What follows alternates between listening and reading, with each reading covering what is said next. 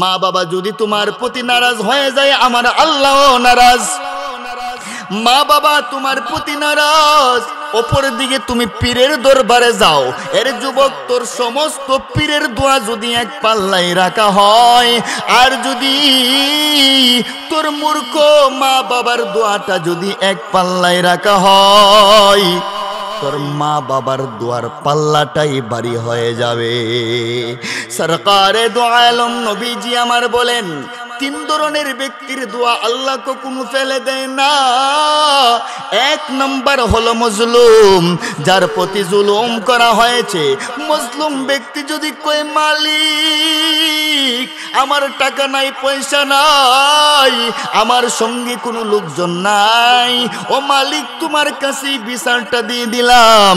নবীজি বলে, ওই মজলুম ব্যক্তি যদি আল্লাহর কাছে দোয়া করে, ওই দোয়াও কিন্তু আল্লাহ ফিরায় দেয় না। আল্লাহ নবীর এক সাহাবী আয়েশা বলে, ওগো নবীজি, কার সঙ্গে আমি ভালো ব্যবহার করব, কার খেদমত আমি করব? নবীজি কইরে, সাহাবী তোমার মায়ের সঙ্গে ভালো ব্যবহার করবা। দ্বিতীয়বার আবার প্রশ্ন করে, নবী গো, কার সঙ্গে আমি ভালো ব্যবহার করব? নবী আমার ডাক দিয়া কই, তোমার মায়ের সঙ্গে। আবার প্রশ্ন করলেন, কার সঙ্গে ভালো ব্যবহার করব? নবীজি আমার ডাক দিয়া কইরে, সাহাবী তোমার মায়ের সঙ্গেই ভালো ব্যবহার করবা। চতুর্থবার নবীজি বলেন, তোমার বাবার সঙ্গে। ভাইয়েরা আমার, নবী কেন তিনবার মায়ের কথাটা আনলেন, বাবার কথা কেন একবার বললেন? তার কারণ হলো, মা তোমার জন্য এমন তিনটা কষ্ট বরদাস্ত করেছে, যা দুনিয়ার অন্য কেউ তোমার জন্য বরদাস্ত করে নাই। আল্লাহ রাব্বুল আলামিন কুরআনুল কারীমের ভিতরে বলেন, হামালাতুহু উম্মুহু কুরহা ওয়া ওয়াদাআতুহু কুরহা ওয়া হামলুহু ওয়া ফিসালুহু 30 শাহরান। আল্লাহ রাব্বুল আলামিন বলে, এক নম্বর সন্তান তোমার মা তোমাকে গর্ভে ধারণ করেছে। দুই নম্বর তোমার মা তোমাকে অত্যন্ত যন্ত্রণাদায়ক অবস্থায় প্রসব করেছে। তিন নম্বর তোমার মা তোমাকে দুধ পান করিয়েছে। এমন তিনটা কষ্ট তোমার মা তোমার জন্যে করেছে, যা দুনিয়ার অন্য কেউ করে নাই। এই জন্যেই নবী আমার বলে, তিনবার মায়ের কথা বললেন, মায়ের সঙ্গে ভালো ব্যবহার করা লাগবে। এর যুবক, তোমার মা কেমন জিনিস, কেমন কষ্ট তোমার জন্য করলো।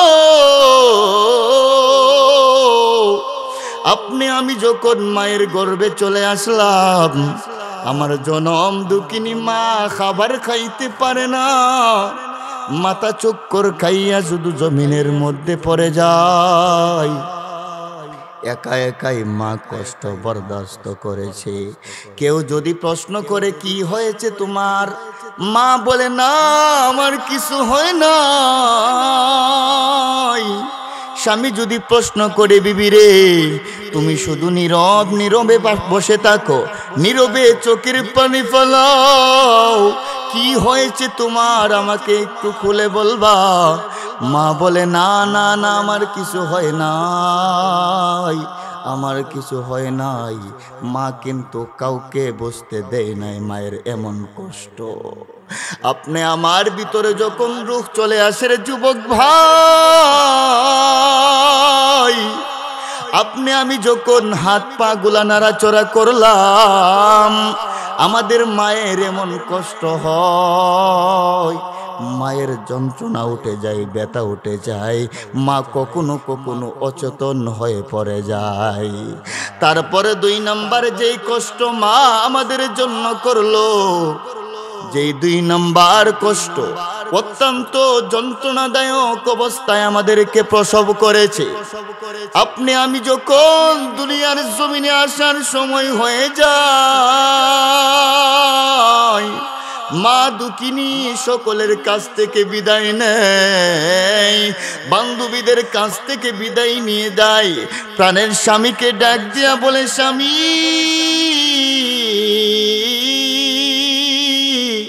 আমাকে আপনি ক্ষমা করে দিন, এত কষ্ট এত যন্ত্রণা আমার হইতেছে, আমার মনে হয় দুনিয়ার জমিনের মধ্যে আমি আর বাঁচতে পারবো না। বাবার কাছে গিয়ে ডাক দিয়া বলে, বাবা গো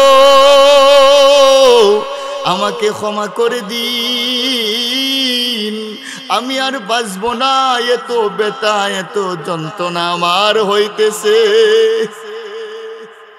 পাশের মহিলারা ডাক দিয়া বলে, ধৈর্য ধারণ করো, মাগো সন্তানের মুখ দেখার জন্যে এমন কষ্ট আমরাও বরদাস্ত করেছি। আপনি আমি যখন দুনিয়ার জমিনে আসলাম, আমাদের পা দুইটা মায়ের কলিজায় লাথি লাইগা যায়। ওই লাথি খাইয়া কোনো মা দুনিয়ার জমিন ছেড়ে বিদায় নিয়ে চলে যায়। আবার কোনো মা গলা কাটা মুরগির মতন লাফায়, কোনো মা গলা কাটা মুরগির মতন ছটফট করে রে যুবক। পাশের কোনো মহিলা যখন ডাক দিয়ে বলে, যেই সন্তানকে দুনিয়ার জমিনে আনতে যাইয়া এত রক্ত তোমার ক্ষয় হয়েছে, এত কষ্ট তুমি করলা, এই সন্তানের জন্য তোমার কেন এত দরদ এত মায়া এত মায়া? মা তখন কান্না করে আর বলে, তোমরা কারা গো? তোমরা শুনে না, আমার জাদু মানিকের চেহারার দিকে যখন একবার আমি তাকাই, 10 মাস 10 দিন গর্ভের যন্ত্রণা সহ প্রসব যন্ত্রণা পর্যন্ত ভুলে যায়। এ আমার যুবক, কেমন মায়ের মনে কষ্ট দিয়েছো? কোন মাকে আজকে তুমি দেখতে পারো না? কোন মাকে তুমি ঘর থেকে বের করে দাও? কোন মাকে তুমি বৃদ্ধাশ্রমে রেখে আসো? মা কেমন জিনিস? মা থাকতে হয়তো বুঝবা না, মা যেই দিন হারাইবা, মা যেই দিন চলে যাবে, সেই দিন বুঝবা তোমার মা কেমন জিনিস। সন্তান যতই বড় হয়ে যাক না কেন, যতই সন্তান বড় হয়ে যায়, মায়ের কাছে সন্তানের ভালোবাসা সব সময় সমান। আমার জীবনের বাস্তব একটা ঘটনা শোনাই। একদিন রাতের বেলা মাহফিল শেষ করে বাসায় উঠলাম, ওইটা দেখি কনকনে ঠান্ডা কুয়াশা, অত্যন্ত শীত।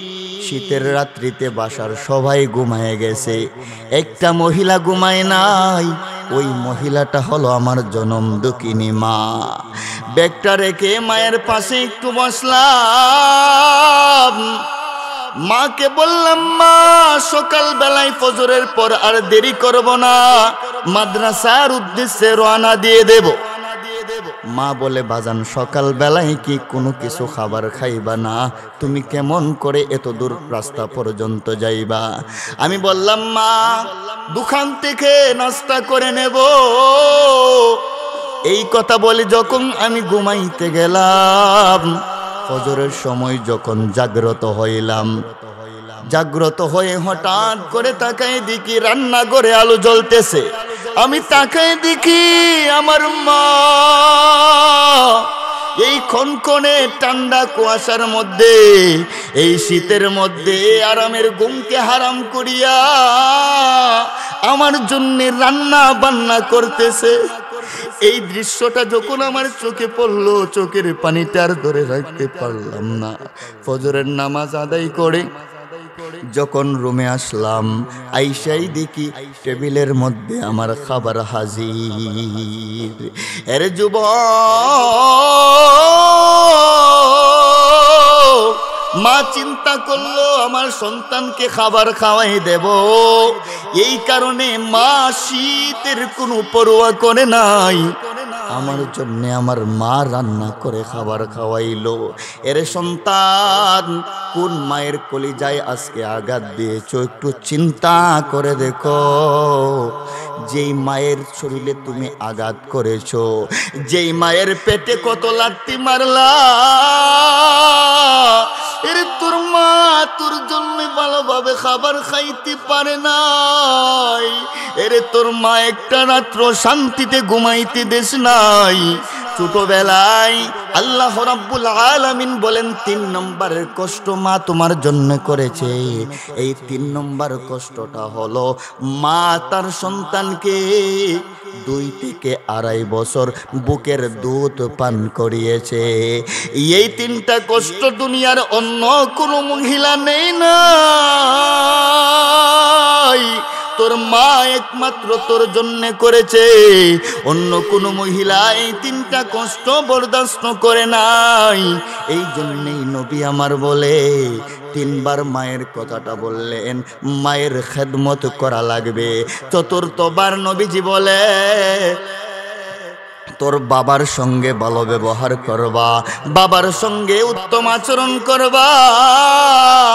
বাবা কেমন জিনিস, যার বাবাটা দুনিয়ার জমিনের মধ্যে আজকে নাই, সে বুঝে বাবা কেমন জিনিস। থাকতে বাবার কদর বুঝবা না, বাবা যেই দিন দুনিয়ার জমিন ছেড়ে বিদায় নিয়ে চলে যাবে, ওই দিন বুঝবা তোমার বাবা কেমন জিনিস। ওরে এমনও ছেলে আছে যার বাপ দুনিয়ার জমিনে নাই, কত ঈদ, কত কুরবানির ঈদ, কত রমজানের ঈদ চলে যায়, অন্য সকল ছেলেরা বাবার সঙ্গে ঈদগাহে যায়, বাবাকে বুকে জড়াইয়া বাবার সঙ্গে কুলাকুলি করে, বাবাকে বুকে জড়াই, বাবাকে আব্বু বলে ডাকে, বাবাকে সালাম জানাই। কিন্তু এমন যুবক আছে কত ঈদ চলে যায় রে, আহারে বাবা দুনিয়ায় না। এই বন্ধু, এই যে তোমার বন্ধুর দিকে তাকিয়ে দেখো, একেবারে ছোট অবস্থায় বাবাকে হারাইলাম। আহারে কত ঈদ চলে যায়, বাবার চেহারাটা তো দেখতে পারি না। আহারে বাংলাদেশের কত প্রান্তে আল্লাহ রাব্বুল আলামিন নিয়ে যায়, আমার বাবার চেহারার মতন একজন মানুষ আজও খুঁজে পাইলাম না। কত খাবার আল্লাহ রাব্বুল আলামিন আমাকে খাওয়াই, কিন্তু ছোটবেলায় যে বাবা ছোট ছোট লোকমা করে মুখের মধ্যে তুলে দিত, ওই খাবারের স্বাদটা আজও পর্যন্ত আমি পাইলাম না। এরে আমার যুবক ভাই, ছোটবেলায় যখন মাদ্রাসায় পড়তাম, আমার সাথী সঙ্গী সকলের আব্বা তাদেরকে দেখার জন্য আসতো, তাদেরকে টাকা দিত, পয়সা দিত। শীতের সিজনে কত রকমের ফল তাদেরকে নিয়ে যাইত। তাদের দিকে যখন তাকাইতাম, কলিজাটা যেন ছিঁড়ে যাইত। নীরবে বসে বসে কাঁদতাম আর বলতাম, মালিক আমার বাবা নাই, আমার বাবা যদি দুনিয়ার জমিনে আজকে বেঁচে থাকতো, আমার জন্যও তো এরকম ফল ফুল নিয়ে আসতো, আমাকেও তো টাকা দিত, পয়সা দিত, আমাকেও তো কোলে নিত, আমার গালে মুখেও চুমু খাইতো। আজকে আমার আব্বা নাই। এ যুবক ভাই, দুনিয়ার জমিনে আমার কোনো কিছুর অভাব নাই, আমার কোনো দুঃখ নাই, একটাই দুঃখ, আমার বাবা দুনিয়ার জমিনে নাই। বাবা তুমি কে মোহন আছো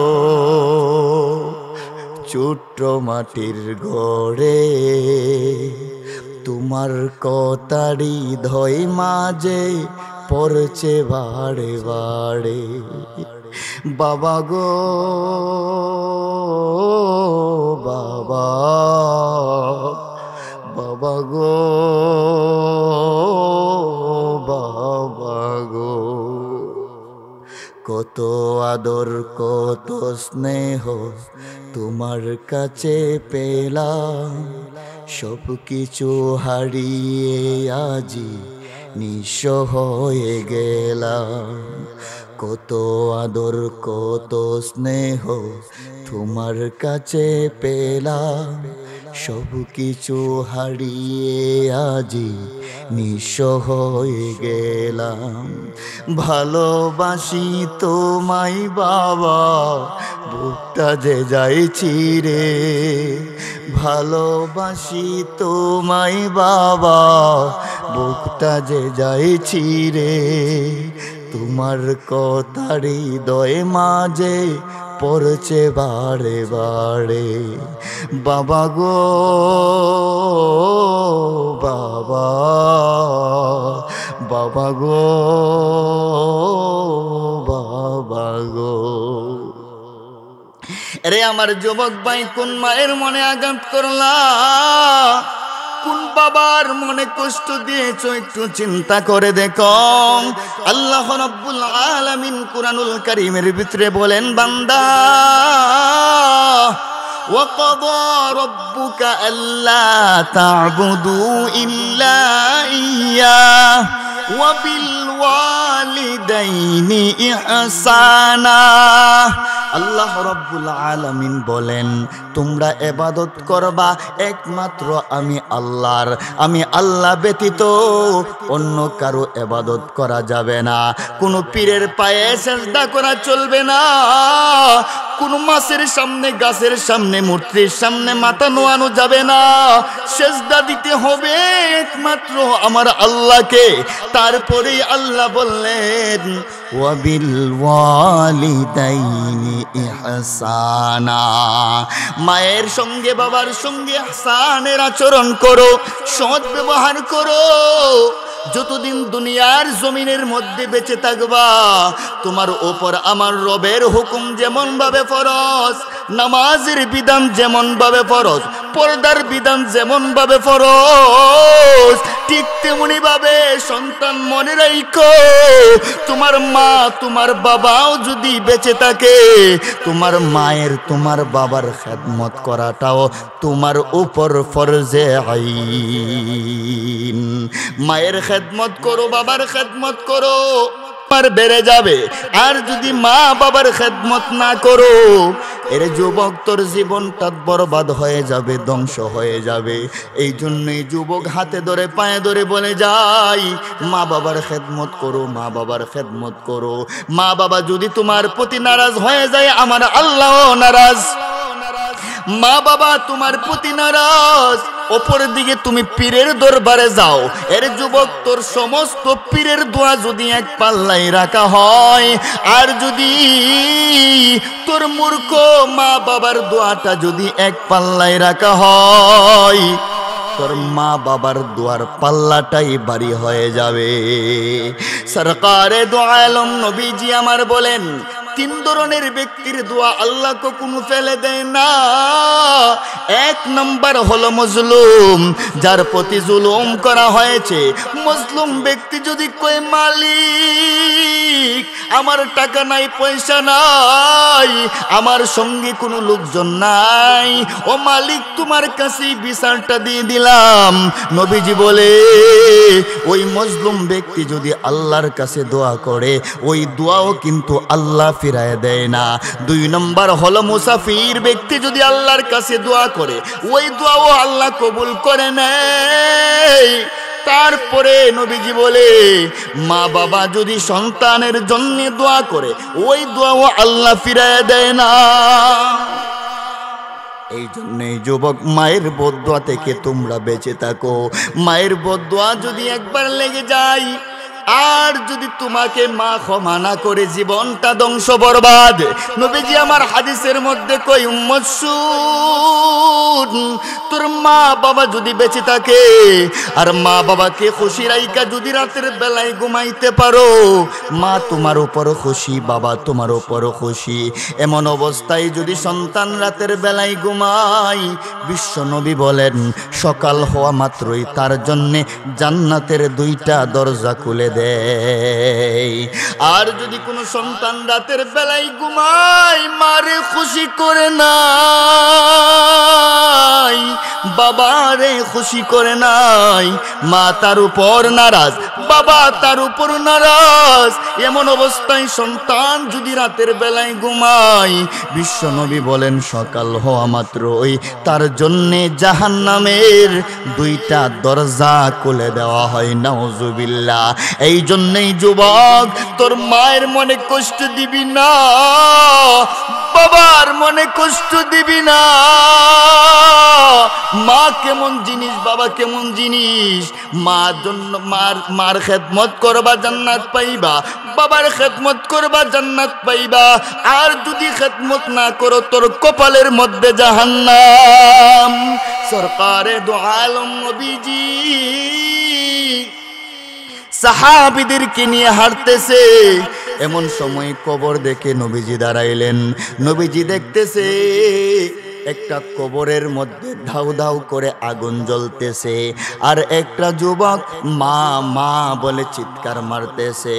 নবীজি দেখে 2টি হাত তুলে কই, মালিক, ওই যুবকের কবরের আযাবটা তুমি একটু কমিয়ে দাও।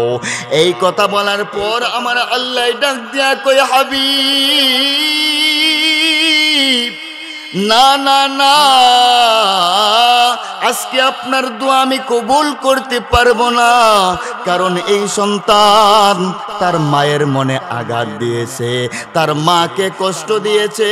তার মা যদি তাকে ক্ষমা না করে, আপনি নবীর দোয়াও আজকে আমি কবুল করব না। এ যুবক ভাই, কি বুঝলা, কি বুঝলা? যেই নবী আমার মুস্তাজাবুদ দাওয়া, নবীজি হাত তুললে আল্লাহ কবুল করে নেয়, কিন্তু মায়ের মনে কষ্ট দেওয়ার কারণে, মাকে আঘাত করার কারণে নবীজির দোয়াও পর্যন্ত আল্লাহ ফিরায়া দেয়।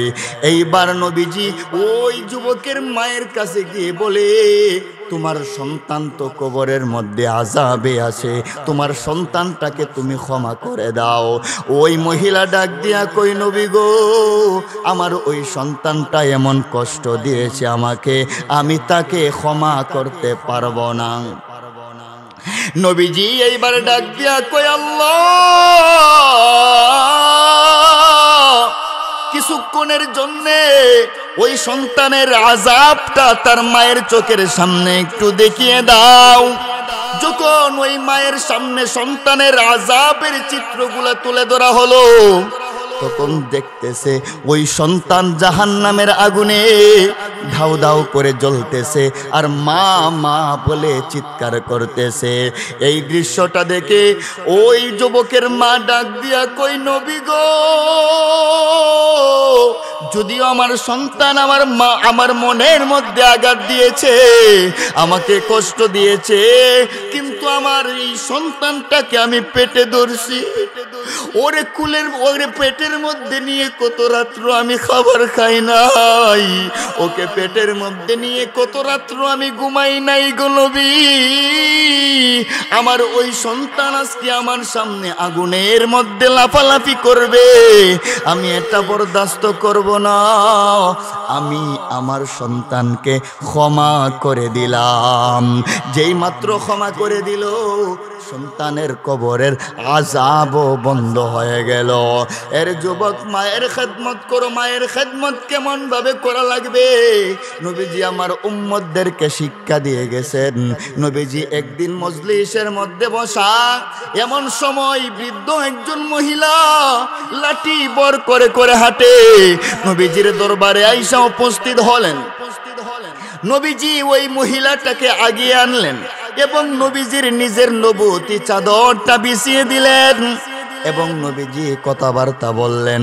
ওই মহিলা বিদায় নিয়ে চলে যায়। সাহাবায়ে কেরাম তো আশ্চর্য হয়ে গেল, এ কেমন মহিলা গো, যার জন্য মায়ার নবী নিজের নবুয়তি চাদরটা পর্যন্ত বিছিয়ে দেয়। সাহাবীরা তো আশ্চর্য হয়ে গেলেন। এইবার নবীকে ডাক দিয়া কই, নবী গো, এই কেমন মহিলা গো নবী, যার জন্যে আপনি আপনার নবুয়তি চাদরটা পর্যন্ত বিছিয়ে দিলেন। মায়ার নবী আমার ডাক দিয়া কই, রে সাহাবীরা, তোমরা শুনে রাখো, ছোটবেলায় একজন মহিলা আমাকে দুধ পান করাইছিল। ওই মহিলাটাকে জানুনি? ওই মহিলাটা হলো হালিমাতুস সাদিয়া। তোমাদের সামনে এখন যেই মহিলাটা আসছিল ওই মহিলাটা হলো আমার দুধ মাতা হালিমাতুস সাদিয়া। এই আমার যুবক মুরব্বী বাবারা, পরদালের মাগো, নবী আমার দুধ মাতা পাইয়া যদি এমন খেদমত করতে পারে, নবীজি শিক্ষা দেয় উম্মত, তোমার যাদের ঘরে নিজের জন্ম দুঃখিনী মা আছে, ওই মায়ের সঙ্গেও এরকম তোমরা আচরণ করো। মায়ের খেদমত যদি করতে পারো তোমার সম্মানটা বেড়ে যাবে। মায়ের দোয়ায় বাইজিদ আল্লাহর ওলি হয়ে গেল। আবার মায়ের দোয়ায় এমন যুবক আছে একেবারে ধ্বংস হয়ে গেছে। এই জন্যেই মা বাবার খেদমত করো। মা বাবার চেহারার দিকে একবার নেক দৃষ্টিতে তাকাইবা, কবুল হজের সওয়াব আল্লাহ তোমার আমলনামায় দিয়ে দিবে। সুবহানাল্লাহ। লক্ষ কোটি কোটি টাকা খরচ করে হজ করবা, এটা তোমার কবুল হতেও পারে নাও হতে পারে, কিন্তু নবীজি বলেন একবার মা বাবার চেহারার দিকে নেক নজরে তাকাইবা, কবুল হজের সওয়াব তোমার আমল নামায় হয়ে যাবে। এই জন্যই মা বাবার সঙ্গে যদি বেয়াদবি করো কেমন পরিণতিটা হবে, কেমন পরিণতিটা হবে। একটা ঘটনা আপনাদেরকে শোনায়া দেই। এক মসজিদের মধ্যে এক যুবক নামাজ আদায় করতেছে। যুবক খুব সুন্দরভাবে নামাজ আদায় করে, কিন্তু যুবকের একটি হাত কাপড় দিয়ে পেঁচানো, আর যুবক নামাজের পরে কান্নায় মশগুল হয়ে যায়। আল্লাহর এক ওলি যুবককে বলে, যুবক কি হয়েছে তোমার? তুমি কত সুন্দরভাবে নামাজ আদায় করো, আবার নামাজের পরে মুনাজাতে মশগুল হয়ে যাও, কিন্তু তোমার একটি হাত কেন কাপড় দিয়ে জড়ানো, কাপড় দিয়ে কে পেঁচানো, তোমার কি হয়েছে? ওই যুবক এই মাত্র এই কথাটা শোনার পরে হাউমাউ করে কান্না শুরু করে, কই হুজুর কি বলবো আর দুঃখের কথা। এই কথাটা বলে যুবক বর্ণনা করতেছে, হুজুর ওই যুবকটা যখন ছোট ছোট্ট শিশু, তার আব্বু দুনিয়ার জমিন ছেড়ে বিদায় নিয়ে চলে যায়, তার মাকে তার নানু বাড়ির লোকেরা এসে বলে, চলো অন্য জায়গায় তোমাকে বিবাহ বন্ধনে আবদ্ধ করাবো, অন্য জায়গায় তোমাকে বিবাহ দিয়ে ফেলবো। ওই যুবকের মা বলে, তোমরা কারা গো? না না না, আল্লাহ আমাকে যে জাদুর মানিক দিয়েছে, আমি তার চেহারার দিকে তাকাইয়া আমার বাকি জিন্দেগিটা পার করে দেব। না না না, তোমরা এমন কথা বইল না। ওই যুবক যখন ছোট তখন তার বাবা মারা যায়, মা অতি যত্ন সহকারে সন্তানটাকে মানুষ করে। তার নানু বাড়ির লোকেরা অন্য জায়গায় তার মাকে বিবাহ দিতে চায়, কিন্তু সে বিবাহ বসে নাই। আস্তে আস্তে সন্তান যখন বড় হয়, এলাকার প্রাইমারি স্কুলে তখন সন্তানটাকে ভর্তি করে দেয়। মা দুঃখিনী, সন্তান ছাড়া কেউ নাই, মানুষের বাড়িতে কাজ করে, সন্তানের স্কুলের বারান্দার সামনে গিয়ে বসে থাকে। সন্তান বলে, মা তুমি আমার স্কুলের বারান্দার সামনে আইসো না, এ মা তোমার একটা চক্ষু নাই, দেখতে কেমন জানি বিশ্রী লাগে গো মা, আমার স্কুলের মধ্যে তুমি আর আসবা না। মা চোখের পানি মুছে বাড়ির মধ্যে চলে যায়। সন্তানটা যখন ধীরে ধীরে বড় হয়ে হাই স্কুলের মধ্যে উঠে, তখন সন্তানের ভালোবাসায় মা হাই স্কুলের সামনে গিয়েও দাঁড়িয়ে থাকে। তারপরেও সন্তান বলে, মা প্রাইমারি স্কুলেও শান্তিতে থাকতে দিলা না, আমাকে কি হাই স্কুলেও শান্তিতে থাকতে দিবা না? ওগো মা, তোমার কারণে আমার বড় লজ্জা হয়, বন্ধু বান্ধবের সামনে যদি পরিচয় দেই আমার বড় লজ্জা লাগে। মা তো কোন চোখের পানি ডাক দিয়া কইরে, জাদু তুই ছাড়া আমার কে আছে বাজান, আমাকে এমন ভাবে তুমি তাড়াইয়া দিও না। সন্তান ধীরে ধীরে বড় হয়ে কলেজের মধ্যে যখন উঠলো, কলেজের বারান্দার সামনে গিয়েও মা দাঁড়িয়ে থাকে। সন্তান বলে, মা তুমি আইসো না, প্রাইমারি স্কুলেও শান্তিতে থাকতে দিলে না, হাই স্কুলের মধ্যেও শান্তিতে থাকতে দিলে না, কলেজের মধ্যে কেউ শান্তিও দিতে থাকতে দিবা না গো মা। এ মা, তোমার শরীরের কাপড় বড় নোংরা, তোমার একটা চক্ষু নাই, ভিখারিদের মতো লাগে। আমি যদি পরিচয় দেই আমার মা, আমার বড় লজ্জা হই গো মা। মা চোখের পানি ছেড়ে দিয়া কই, মালিক, যেই সন্তানের চেহারার দিকে তাকাইয়া আমি অন্য জায়গায় বিবাহ বসলাম না, ওই সন্তান এমন ভাবে আচরণ করে আমার সঙ্গে। মা তখন দুঃখ নিয়ে বাড়িতে চলে যায়। ওই সন্তান অনেক দিন পরে বড় একটা চাকরি পেল শহরের মধ্যে। সুন্দরী এক মেয়ে বিবাহ করে বাড়িতে চলে আসে। মা হাসি মুখে পুত্রবধূকে বরণ করে নেয়। মা অভিমান করে নাই, পুত্রবধূকে হাসি মুখে বরণ করে নেই। কিন্তু পুত্রবধূ গ্রামের বাড়িতে থাকতে ভালো লাগে না। ডাক দিয়া কই, তোমার মা কাশির যন্ত্রণায় রাত্রে ঘুমাইতে পারি না।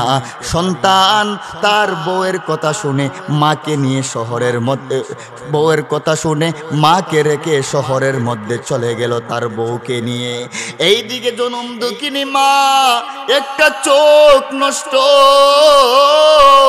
মানুষের কাছে গিয়ে হাত বাড়াইতেও পারে না, কারণ তার সন্তান বড় অফিসার, তার সন্তান বড় চাকরিজীবী। মানুষের সামনে যদি হাত পাতে তাহলে বড় লজ্জা লাগে। এই কথা চিন্তা করে মা অনেক কষ্টে তার সন্তানের বাসার সামনে গিয়ে দাঁড়ায়। দারোয়ানকে পরিচয় দেয়। দারোয়ান বিশ্বাস করে না। হঠাৎ করে সন্তান আসলো, আইসা দরজা খুলে দেখে তার মা দাঁড়িয়ে আছে। সন্তান রাগান্বিত হয়ে গেলেন, মা আমাকে কি একটু শান্তিতে থাকতে দিবা না? বিয়ে করেছি, স্ত্রী পুত্র নিয়ে আরামে থাকবো, সুখে থাকবো। মা তোমার যন্ত্রণায় তো আর থাকতে পারলাম না। মা বলে, জাদুরে আমার চলাফেরার করার কোনো ক্ষমতা নাই বাজান, আমাকে তুমি ফিরাইয়া দিও না। ওরে বাজান, তোমার বাড়িতে আমি তোমার মায়ের পরিচয় দিয়ে থাকবো না, তোমার বাড়িতে কাজের বুয়া হিসাবেও আমাকে রেখে দাও। ওই সন্তানের তাও মায়া লাগে না। মা ওই মা হইয়া সন্তানের পা দুইটা জড়াইয়া ধরছে। সন্তান তখন মাকে দূরে সরাইয়া দেয়, মায়ের গালের মধ্যে একটা থাপ্পড় মেরে দেয়, নাউজুবিল্লাহ। মা তখন কান্দেন আর কইরে, জাদু ছোটবেলায় তোর বাপ মারা গেছে, তোকে কোনোদিন বুঝতে দেই নাই, কোনোদিন তোর শরীরের মধ্যে আঘাত করি নাই। আমার হাত দিয়ে তোর জ্বর উঠলে আমি পানি পট্টি করে দিতাম, আমার যে হাত দ্বারা তোকে আদর করতাম, তোর যেই গালের মধ্যে আমি চুমু দিতাম রে বাজান, আজকে আমাকে তুই আঘাত করলি। আমি চলে যাই, আর কোনোদিন তোর কাছে আসবো না। তবে যাওয়ার আগে তোর জন্যে আমি দুইটা বদদুয়া করে যাই। এক নম্বর বদদুয়া হলো, যে হাত দ্বারা আমাকে আঘাত করলি ওই হাতটা যেন তোর পচে যায়। 2 নম্বর বদদুয়া হলো, তুই যেন আমার জানাজার নামাজ না পড়তে পারস। এই কথা বলে মা চলে যায়। হঠাৎ করে কয়েকদিন পরে ওই সন্তান তার এলাকায় আসলো। একটা অনুষ্ঠানের প্রধান অতিথি হয়। সংগঠনের প্রোগ্রামের কাজ যখন শেষ হয়ে যায়, তখন তার মনে পড়লো, আমার যে একটা বৃদ্ধ মা আছে, যাই মাটাকে একটা নজর দেখে আসি। এই কথা বলে ঘরের সামনে, সনের ঘরের সামনে আইসা মা মা বলে চিৎকার মারে, কিন্তু ভিতর থেকে মায়ের আওয়াজ আর আসে না। পাশের বাড়ির এক মহিলা আইসা বলে, সাহেব আপনি কি এই বাড়ির মালিক? বলে হা, বলে আমার মা কোথায়? বলে আসতে আপনি বড় দেরি করে ফেলেছেন, আপনার মা গত 1 মাস হলো দুনিয়ার জমিনের মধ্যে নাই। আপনার মা মরণের সময় কত কান্না কাঁদলো, আমার জাদুকে একটা নজর দেখাও, আমার জাদুকে একটি নজর দেখতে চাই। কিন্তু আপনার সঙ্গে কেউ যোগাযোগ করতে পারে নাই। তবে আপনার মা একটা চিঠি দিয়ে গেছে আপনাকে দেওয়ার জন্যে। সন্তান চিঠি পড়ে দেখতেছে, চিঠির মধ্যে লেখা সন্তানকে বলতেছে, সন্তান এরে আমার জাদু মালিক, মরণের সময় আমার একটাই আশা ছিল তোমার চেহারাটা একটি নজর দেখব, কিন্তু এই ভাগ্যটা আমার হলো না। এর জাদু মানিক আমার একটা কথা তোমাকে আজকে আমি বলতে চাই, আমার একটা চক্ষু ছিল না, যার কারণে তুমি আমাকে অপছন্দ করতা, আমাকে ঘৃণা করতা।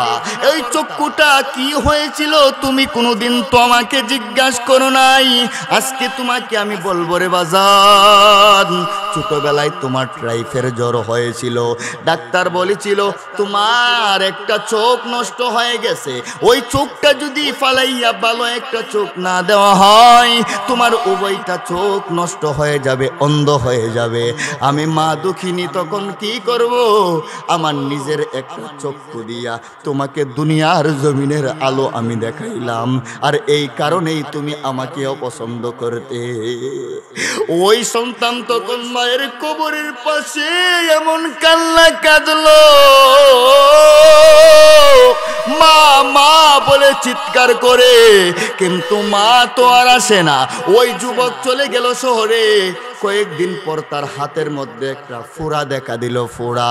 এটা আস্তে আস্তে বড় হইতে হইতে হাতটা পচন শুরু হয়ে গেছে, এমনকি কিরাপুট পর্যন্ত পড়ে গেছে। তার এত দুর্গন্ধ সৃষ্টি হয়েছে, তার আদরের স্ত্রী পর্যন্ত তাকে রেখে বাবার বাড়িতে চলে যায়। এই জন্যই পাওয়া হাত দিয়া বলি রে যুবক, মা বাবার খেদমত করো, মায়ের সেবা করো, আল্লাহ তোমার সম্মান বাড়িয়ে দিবে। আর যদি মায়ের খেদমত না করো তোমার জীবনটা ধ্বংস হয়ে যাবে। আর যদি মা বাবার খেদমত করতে পারো দুনিয়াতেও তোমার লাভ, আখিরাতেও তোমার লাভ। এর যুবক, মাকে খুশি করতে বেশি কিছু লাগে না, বাবাকে খুশি করতে বেশি কিছু লাগে না। আপনি আমাকে খুশি করতে যাবেন, পারবেন না। আপনার পীরকে খুশি করবেন, আপনার নেতাকে খুশি করবেন, পারবেন না। কিন্তু আপনার যেই জনম দুঃখিনী মাকে খুশি করতে বেশি কিছু লাগে না।